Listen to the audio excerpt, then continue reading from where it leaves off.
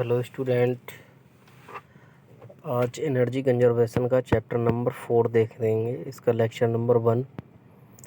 Chapter number 4 का नाम है विद्युत उपयोग में ऊर्जा दक्षता, energy efficiency in electrical utilities. इसमें पढ़ते हैं, पहले पंप के बारे में पढ़ते हैं।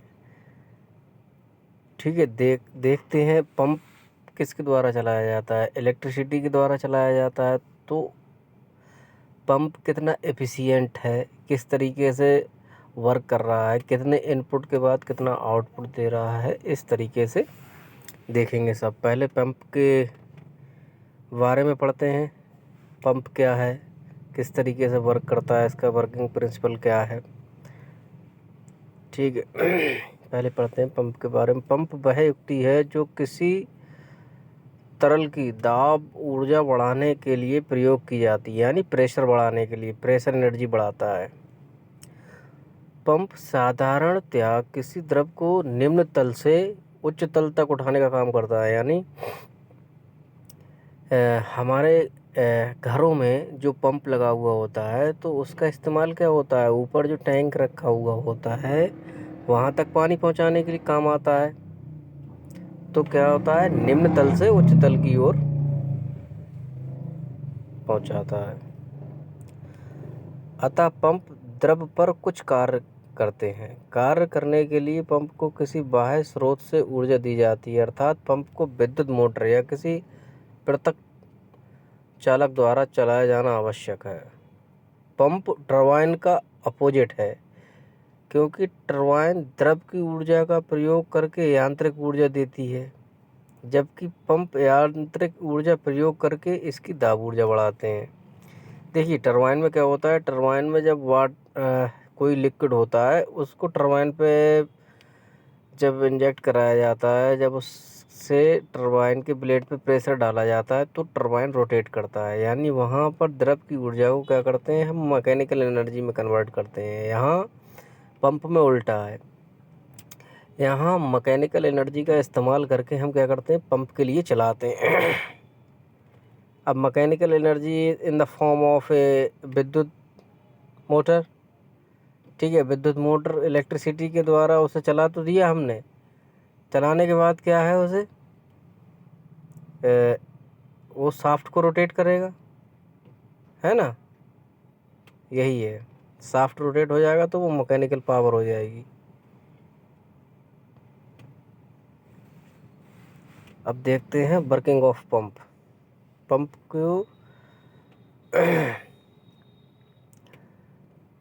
को 3 प्रमुख भागों में बांटा जा सकता है। पहला है सक्शन, दूसरा है द्रव पर क्रिया करने वाला भाग, और तीसरा है डिलीवरी। अब देखिए नीचे, देखिए यहाँ डायग्राम में देखिए। पहले एक क्या लगाया है, एक पाइप के थ्रू वाटर से कनेक्ट कर दिया है इसके लिए, और यहाँ पे क्या है, द्रव पर क्रिया करने वाला भाग बीच में दिखा दिया है, और एक निकासी पाइप दिखाया है, प्रदाय जिसे बोल दिया है, जहाँ से डिलीवरी देनी है। तो जहाँ पर द्रव से क्रिया होनी है वहाँ क्या करते हैं, वहाँ अगर कोई रोटर लगा है या फिर उसके ब्लेड्स हैं, कुछ भी है, उसको रोटेट कराना है तो क्या होगा, उसको मोटर के द्वारा कनेक्ट कर दिया जाएगा। अब देखिए साधारणतः पंप को गहराई से द्रव खींचने के लिए प्रयोग करते हैं। इस स्थिति में पंप को निम्न द्रव तल से ऊपर स्थापित किया जाता है। चूषण भाग द्वारा दाब अंतर के कारण चूषित होकर ऊपर उठता है। यानी यहाँ पे क्या होता है, चूषण जो सक्शन होता है, यहाँ प्रेशर कम कर दिया जाता है, और वाटर का प्रेशर जब ज़्यादा हो जाता है तो हाई प्रेशर से लो प्रेशर की ओर मूव करने लगता है। ठीक है, तो इसलिए क्या होता है, द्रव घूमने लगता है। द्रव निम्न तल ए पर साधारणतया वायुमंडल दाब पर है। देखिए ए निम्न तल कहाँ पर दिखाया है, जहाँ पर बिल्कुल नीचे जो वाटर दिखाया गया है, यहाँ पर इसके ऊपरी सतह पर क्या दिखाया है, वायुमंडलीय दाब दिखाया है। जबकि पंप क्रिया के अंतर्गत प्रवेश बी पर, देखिए जहाँ इनलेट है, पंप का जहाँ इनलेट है वहाँ पर क्या हो जाएगा, सक्शन क्रिएट हो जाएगा वहाँ पर। पंप क्रिया के अंतर्गत प्रवेश पर चूषण दाब वायुमंडल से कम स्थापित किया जाता है, तभी तो प्रेशर डिफरेंस की वजह से तो घूमेगा, वहाँ प्रेशर कम हो जाएगा तो हाई प्रेशर से लो प्रेशर की ओर घूमने लगेगा। इस प्रकार ए तथा बी में दाब अंतर के कारण द्रव चूषित होकर प्रवेश बी पर पहुंच जाता है। आया समझ में? यही प्रिंसिपल है इसका। द्रव पर क्रिया करने वाला भाग प्रवेश बी पर पहुँचे द्रव की दाब ऊर्जा बढ़ाता है और अंत में यह उच्च दाब वाला द्रव प्रदाय से होकर बाहर निकाला जाता है, यानी हाई प्रेशर करके। अब देखते हैं suction delivery and static head and accelerating head. Hindi में है चूषण, प्रदाय तथा स्थिति सीड्स एवं त्वरण सीड्स। पंप के प्रवेश यानी इनलेट पर लो प्रेशर उत्पन्न हो जाने से निचले तल का द्रव पंप तक ऊपर उठता है। जिस गहराई से पंप को द्रव खींचना हो उसे पंप का चूषण सीड्स कहेंगे, यानी एचएस। देखो पिछले डायग्राम में दिखाया है, जो एचएस दिखाया है इसे क्या कहेंगे, एचएस को क्या कहेंगे, यहाँ पर जो हेड दिखाई गई है एचएस चूषण हेड, ठीक है, तथा एचएस द्वारा प्रदर्शित करते हैं। पानी के लिए एचएस का अधिकतम मान 10 मीटर जल होता है, ठीक है, क्योंकि जहाँ से जल ऊपर खींचना हो वहाँ साधारणतः वायुमंडलीय दाब होता है, परंतु घर्षण आदि के कारण एचएस का व्यावहारिक रूप से अधिकतम मान 7.5 मीटर ही रह जाता है। पंप में सक्शन के पश्चात द्रव को दबाया जाता है और द्रव पंप के निकास आउटलेट या प्रदाय यानी डिलीवरी वाल्व सिरे पर द्रव का जितना शीर्ष उपलब्ध होता है उसे पंप का प्रदाय शीर्ष यानी डिलीवरी हेड कहा जाता है। देखिए जहाँ तक पहुँचाना है पानी के लिए और जहाँ पे उस पर वर्क किया जाता है वहाँ से वहाँ तक की हाइट क्या कहलाएगी, उसका डिलीवरी हेड। देखिए एचडी के द्वारा जो हाइट दिखाई गई है इसे डिलीवरी हेड कहते हैं, ठीक है।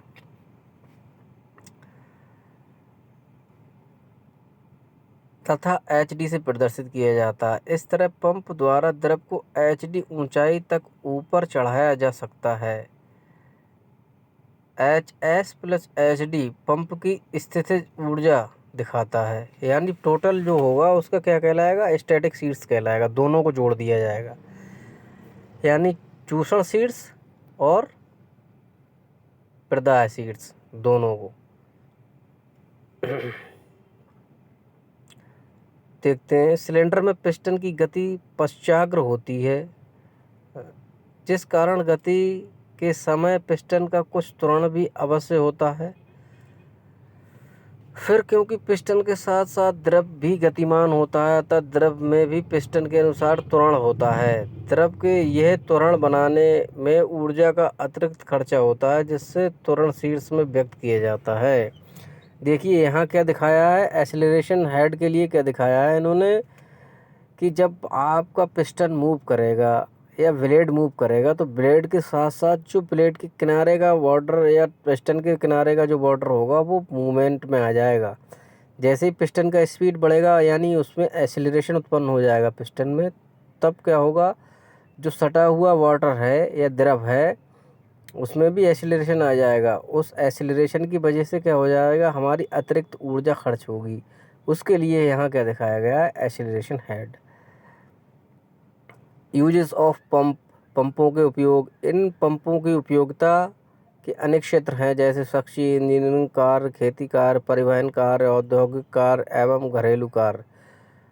विभिन्न द्रव चालित मशीनों में शक्ति स्थानांतरण के लिए, खेती के अंतर्गत सिंचाई के लिए, बॉयलर आदि में दाब पर पानी भेजने के लिए, डीजल इंजन में तेल भेजने के लिए, मशीनों के स्नेहक के लिए, बड़े निर्माण कार्यों में पानी को विभिन्न स्थानों पर उपलब्ध कराने के लिए घरेलू आवश्यकताओं के लिए विभिन्न प्रकार के पंपों का प्रयोग किया जाता है। इस प्रकार पंप, शेपर, ग्राइंडर, यूनिवर्सल परीक्षण machine, boiler, IC engine, crane, press, jack आदि मशीनों तथा युक्तियों पर भी प्रयोग किए जाते हैं। अब देखते हैं डेजिग्नेशन। पंप का पदनाम उसके वर्ग, प्रकार, चूषण तथा प्रदाय, शीर्ष और शक्ति और क्षमता द्वारा किया जाता है। पदनाम के लिए इनके अतिरिक्त पंप में प्रयुक्त वाल्वों, चाल, प्रयोग द्रव्य, उद्देश्य तथा प्रयोग स्थल आदि भी सम्मिलित किए जाते हैं। अब देखते हैं क्लासिफिकेशन ऑफ पंप। तो क्या हुआ है यहाँ पर, पहले क्या किया है, दो भागों में विभाजित किया गया है, पॉजिटिव डिस्प्लेसमेंट और डायनामिक प्रेशर पंप, यानी धनात्मक विस्थापन पंप और गतिज दाब पंप। अब देखिए, धनात्मक को दो भागों में डिवाइड किया गया है। पॉजिटिव डिस्प्लेसमेंट को क्या किया है, रेसिप्रोकेटिंग और रोटेटरी पंप में, और डायनामिक में देखिए सेंट्रीफ्यूगल और प्रोपेलर। अब देखते हैं आगे। धनात्मक विस्थापन पंप में उसके अंग के विस्थापन के द्वारा ही द्रव का विस्थापन होता है तथा दाब उत्पन्न होता है। प्रत्यागामी पंप में, यानी रेसिप्रोकेटिंग, प्रत्यागामी किसे कहते हैं, रेसिप्रोकेटिंग।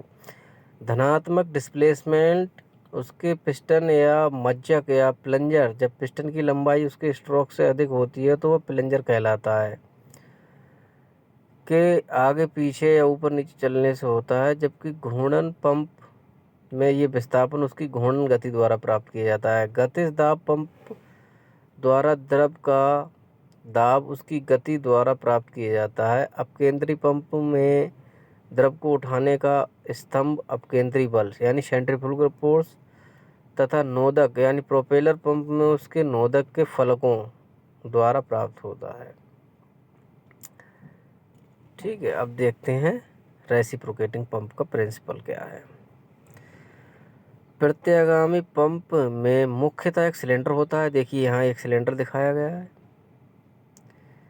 सिलेंडर क्या है, ये पूरा का पूरा जो प्रदाय और चूषण का जो बीच का भाग दिखा रहा है, ये सिलेंडर है, जिसमें एक द्रवरोधी लिक्विड टाइट पिस्टन या प्लंजर आगे पीछे गति करता है। देखिए ये शेडेड जो दिखाया है, ये पिस्टन है, ये क्या करेगा, आगे पीछे मूव करेगा।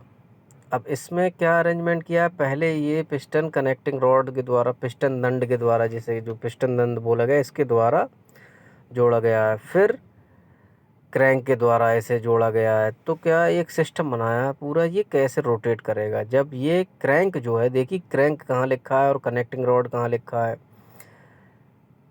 क्रैंक जब मूव करेगी सर्कुलर पाथ पर, तो सर्कुलर पाथ पर क्लॉकवाइज घूम, अभी यहाँ इन्होंने एंटी क्लॉकवाइज दिखाया है। देखिए जब ये तो यहाँ जब जिस पोजीशन से 90 डिग्री रोटेट करके पिस्टन दंड की बिल्कुल सीध में आ जाएगी सिलेंडर की, तो क्या होगा, हमारा पिस्टन इसके सिलेंडर के दूसरे हेड पे पहुँच जाएगा। और जब यहाँ से 180 डिग्री पीछे आ जाएगी क्रैंक, तो क्या आ जाएगा, सिलेंडर ऊपर आ जाएगा, बिल्कुल पिस्टन सिलेंडर के ऊपरी सिरे पे आ जाएगा, जहाँ दिखाया गया है। इस तरीके से ये वर्क करता है। ये गोल गोल घूमने लगती है क्रैंक, और पिस्टन आगे पीछे मूवमेंट करने गया। इस तरीके का अरेंजमेंट किया हुआ है।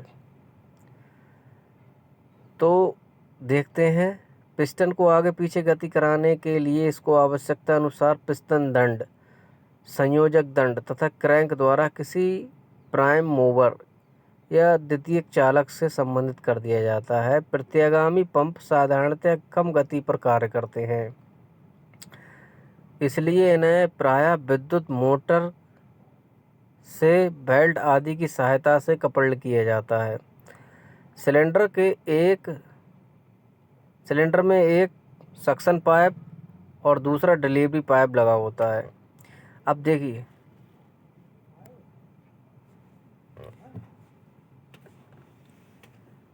सक्शन में डिलीवरी पाइप लगा होता है। यहाँ पर देखिए ये जो सक्शन पाइप है, इसके सिरे पे बाल लगा हुआ है इस तरीके से, जो कि नीचे से कोई वस्तु प्रेशर मारे तब खुल जाए।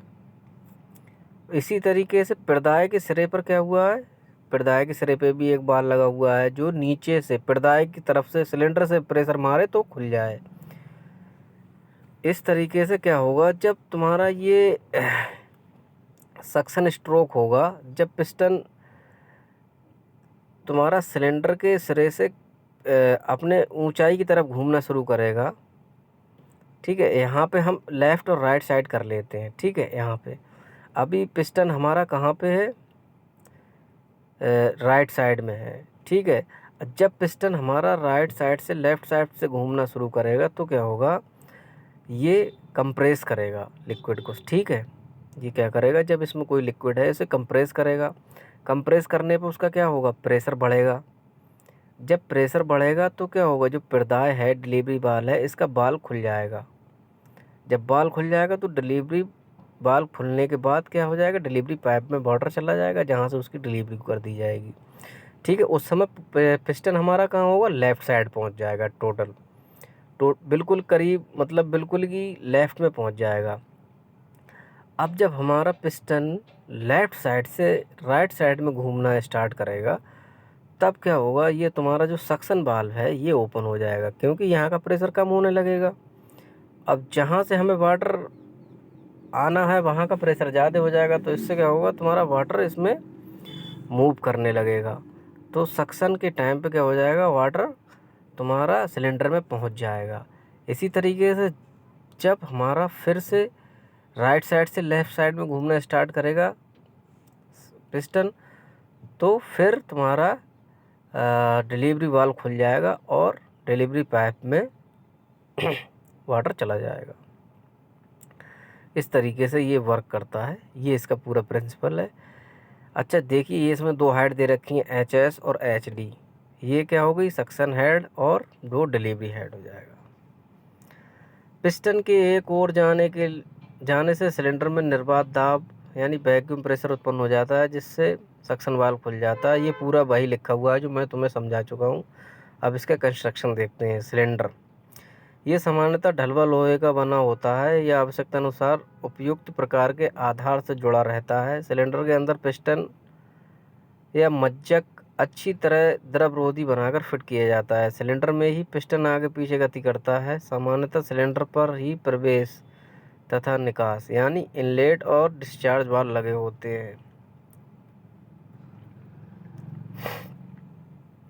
सिलेंडर में पिस्टन या प्लंजर के एक ओर से दूसरी ओर द्रव प्रवाह को रोकने के लिए पिस्टन प्लंजर सिलेंडर पर पैकेजिंग की जाती है। सिलेंडर के बाहरी पिस्टन दंड से होकर द्रव के लीकेज को रोकने के लिए ग्लैंड आदि का प्रयोग किया जाता है। आप देखते हैं पिस्टन, सामान्यतः पिस्टन ढलवा लोहे का बना होता है यानी कास्ट आयरन का। अंदर से पिस्टन क्या करता है, सिलेंडर के आगे पीछे गति करता है। ठीक है, एक और पिस्टन ढिबरी की सहायता से पिस्टन दंड से जुड़ा होता है जो सिलेंडर के बाहर निकलकर पिस्टन को पश्चाग्र गति के लिए किसी युक्ति से जुड़ी रहती है। ये युक्ति क्रॉस हेड, संयोजक दंड या क्रैंक से बनती है।